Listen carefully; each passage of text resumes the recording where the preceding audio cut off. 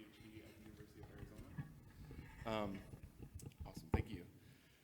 So multiple sequence alignment is a fundamental problem in bioinformatics, whether you're doing homology search or secondary structure prediction or phylogeny generation. All of these tasks sort of start with a multiple sequence alignment. But all of the standard formulations for multiple sequence alignment are NP complete. So because of the difficulty of the problem and its importance, there are many multiple sequence alignment pieces of software out there for people to use.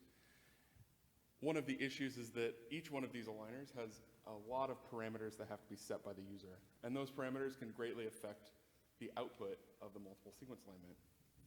Most people, when they download an aligner, they use the single default parameter choice. So this is the one.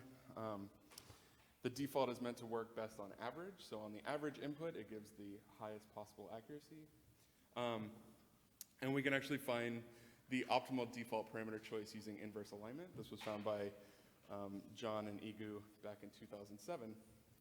But this default parameter choice, even though it's good on average, might be poor for some specific inputs. So here's an example where we see the default parameter settings producing an alignment of a set of sequences and an alternate setting on the bottom. And we can see that these things that are supposed to be in red, but they're sort of in this like black color, but in bold, they're supposed to be aligned. So they're what we call core columns of an alignment. And they're supposed to be aligned in the center. The default parameter setting sort of splits them apart, but the alternate parameter setting sort of aligns them correctly.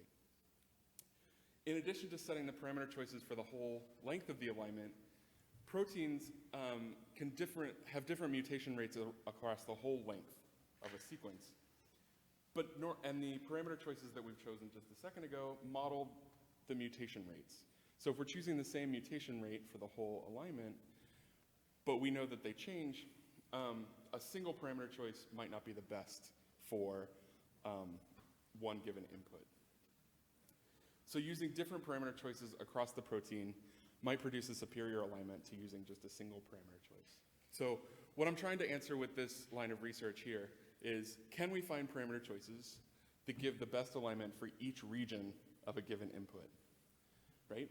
So to do this, we're gonna actually use a methodology that we developed earlier in my PhD that we call parameter advising. So parameter advising takes unaligned inputs, or unaligned sequences as input here on the left. And what we're gonna do is produce a set of candidate alignments. So for each one of a parameter choices in an advisor set, so a parameter choice assigns a value to each of the tunable parameters of the aligner. I mentioned there's quite a few of these, so each one of these parameter choices gives a number for each one of those inputs. We're gonna produce a candidate alignment of the inputs using those parameter choices. So each one of these alignments is of the same set of sequences, but it was produced using different parameters. Once we have that set of candidate alignments, we're going to attach an estimated accuracy. So we're gonna use our accuracy estimator, which I'm gonna describe in just a second, to label each alignment with an estimated accuracy score. So this is a numerical value that allows us to tell which alignment is better than another. And once we have all of these candidate alignments labeled with the estimated accuracy, our advisor is going to choose the alignment with the highest estimated accuracy. So in essence, this process goes ahead and chooses the parameter setting for you, but to any biologist, it looks like any other black box, right? You input unaligned sequences, and we output an alignment of those inputs.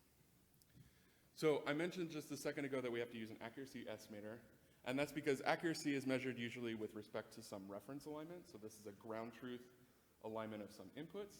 Usually for proteins, this is constructed using an alignment of tertiary structure, so looking at the 3D structure and putting them together. So here's an example of a reference alignment on the left and some computed alignment of the same sequences on the right. And we measure accuracy as the fraction of substitutions from the reference that we recover in the computed alignment. So for instance, this substitution ER in the reference alignment is recovered correctly in the computed alignment, but the substitution RH from the reference alignment is not recovered correctly. In the same way, EH is also not recovered. So for anybody in the room that is a biologist, I'm using the word substitution, but it could mean the same letter. So SS here, I'm also referring to as a substitution, even though it's the same character. And for proteins, we do this only on what we call core columns of an alignment. So I said the references are made using tertiary structure. So core columns are usually where the tertiary structure alignment is very close. And it's predefined for us in the reference alignments that we have.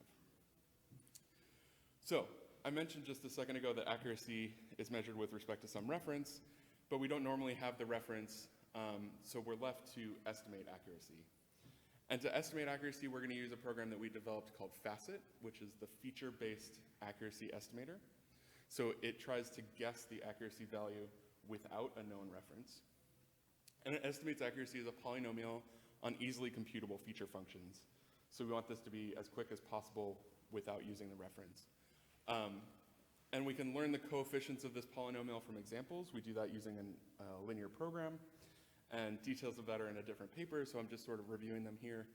And we use both known features and novel features that use secondary structure, and they all have to correspond correctly with true accuracy. So we want them all to trend with true accuracy. So once we have our accuracy estimator, the other part of advising that I mentioned just a second ago was the advisor set. So what are the parameter choices that we're going to use to create that collection of alignments that we're going to judge from? So an advisor set should consist of complementary parameter settings. So we want the parameter settings to work together because we want to produce at least one good alignment for every input, right? So when we're constructing that collection of alignments, we want to make sure there's at least one that's good. And then we want it to be small. So if you think back to the actual procedure I described earlier, we have to run the aligner once for every parameter choice that's in our set. So we want the number of parameter choices we're considering to be small so that we don't have to keep running the aligner. For this talk, I'm going to concentrate on what we call oracle sets. So an oracle set is a specific type of advisor set that's optimal for a theoretical oracle advisor. So an oracle advisor doesn't use an accuracy estimator. It knows what the true accuracy is, and it always picks out the parameter choice that gets the best true accuracy rather than estimated accuracy. And we can find the optimal oracle set using integer linear programming. And then once we have this set that's best for this theoretical advisor, we can then take this set, which is concrete, and use it with our accuracy estimator to come up with an actual estimator. So even though the advisor that we're training the set on is theoretical, the advisor where we're using it is real. So coming back to this, parameter advising has these two components that I just talked about. One is the accuracy estimator FACET that we developed in our lab, and the candidate set of parameter choices, the advisor set. But what I've talked about so far is really choosing the parameter setting across the whole length of the protein. But I mentioned conforming the parameter settings to the mutation rate might be important. I haven't addressed that yet, but I'm going to do that now. And we're going to do that using what we call adaptive local realignment. So in this example here, which it turns out is a little hard to read in the back, so I'm hoping you can see it. The left-hand side of the alignment, again, labeled with these core columns that we don't actually know in practice, looks to be correctly aligned, and the same thing with the right-hand side, right? Both of those sides look like they're pretty good and well aligned, while this middle region looks like there's something wrong, right? There's clearly these two blocks that are separated out from each other. So the first thing we're going to do is identify the region that's incorrectly aligned, and we're going to do that using our accuracy estimator that I described just a second ago. So that takes as input a multiple sequence alignment. Here we're going to use a window, so a sub-alignment of our input, and each one of those is going to give us a window score. And we do this by moving the window all the way across, which is sort of a common idea. And so we have this set of window scores that tells us about these sub-alignments across the length of the input. What I really want to do is get a column score, so I want to know how good a particular column is or a particular region. So to get a column score, we're going to weight all of the window scores. So we're going to sum all of the window scores that a column participates in. And you can see so this column participated in all of these windows. But this score probably gives us more context about this specific column than, say, the one where this column is on the flank, right? It's at the very end. So we're going to weight this guy higher than these at the ends. Once we do that, we can get a column score rather than these window scores. And we can do this all the way across the alignment and get a gradient of good and bad columns. What we want to do then is, because what I really need is a region, we're going to threshold these values and say some are really good, and we're going to call these barriers, and some are really bad. We're going to call this a seed. And sort of an idea that we've seen already before, we're going to take the seed, extend it to the left and right until it hits either a barrier or another seed, and we're going to do that with every seed in our alignment. So now we have a region right here that we know is either we're confident that it's not very good, or it's next to something that's not very good.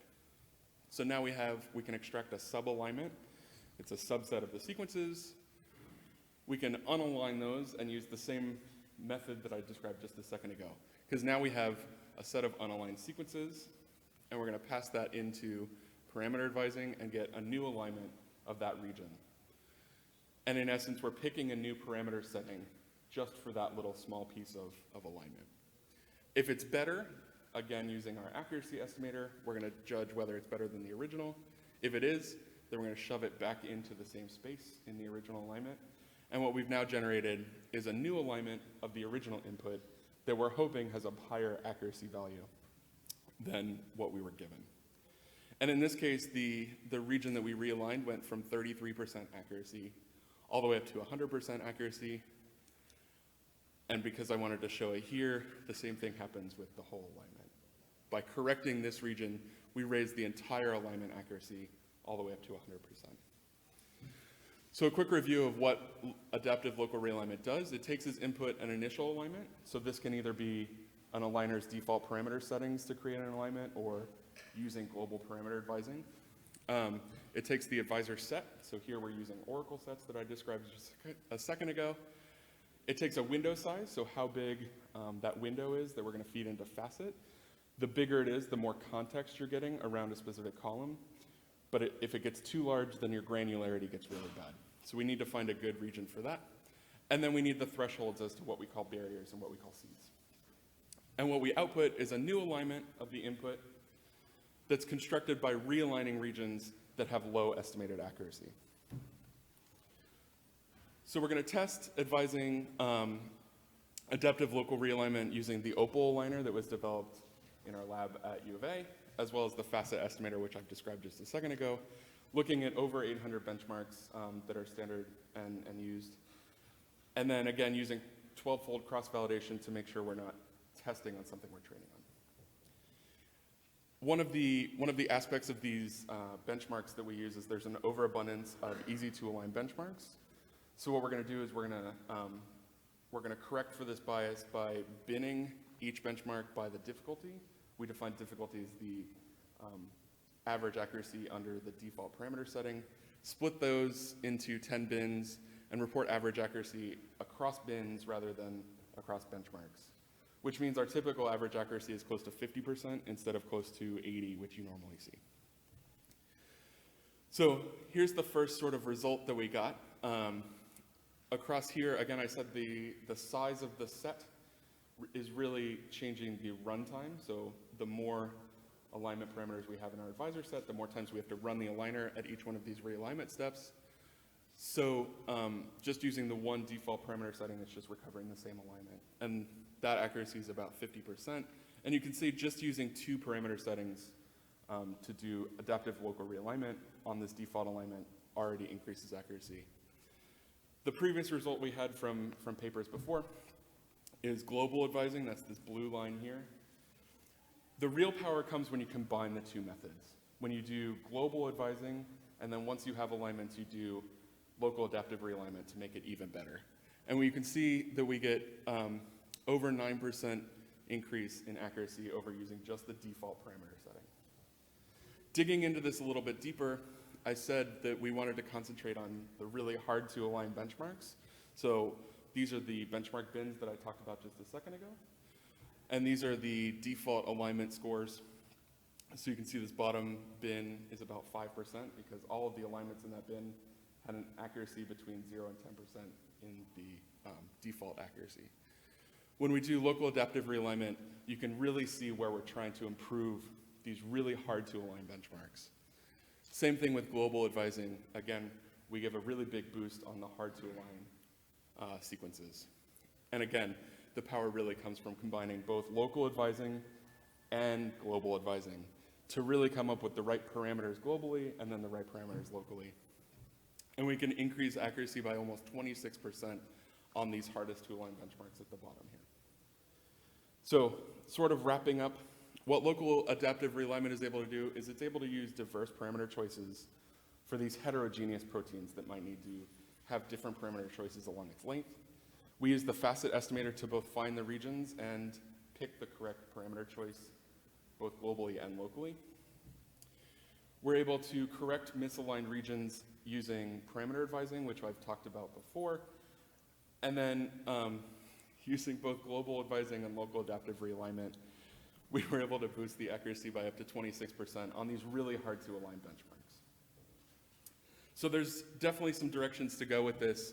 The first one is finding an advisor set that's specifically tuned to local realignment. What we did here was just take the oracle sets from global advising. We can also train the coefficients on examples just from these local regions to sort of get the coefficients together for facet that would work a little bit better in this local context.